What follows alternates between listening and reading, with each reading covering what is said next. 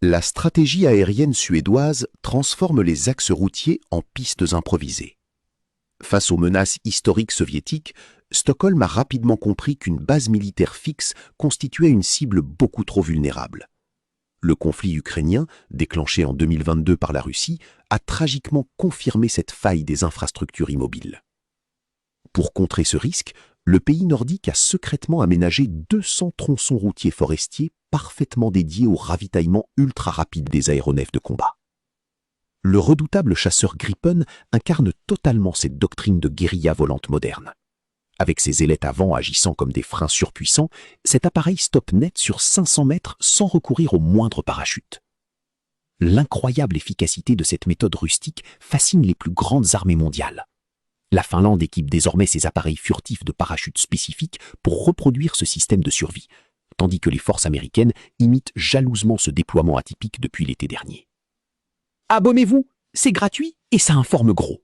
L'US Army vient-elle de tourner le dos au César français?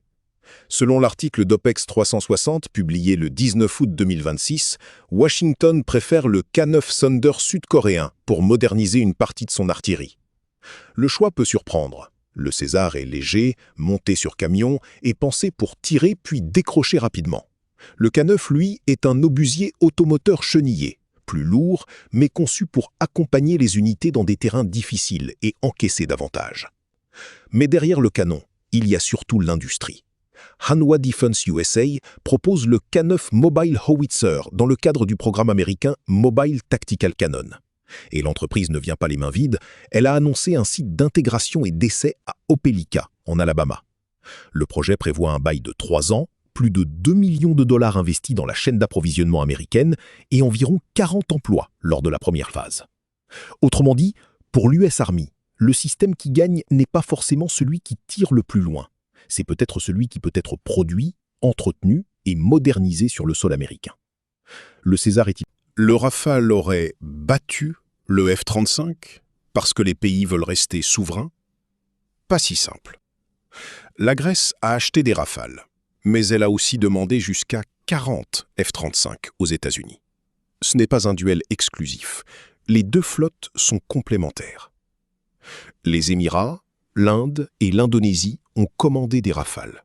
Mais aucune source officielle ne prouve qu'ils ont tous refusé le F-35 pour une même raison cachée. Il existe un vrai enjeu de souveraineté logistique. Le GAO décrit un pool mondial de pièces F-35, détenu par le Pentagone et géré par les industriels. Mais aucune source vérifiée ne démontre un système américain capable de désactiver un F-35 à distance. Le Rafale peut peser pour sa souveraineté industrielle. Mais choisir un chasseur, c'est aussi une alliance, un calendrier et une stratégie.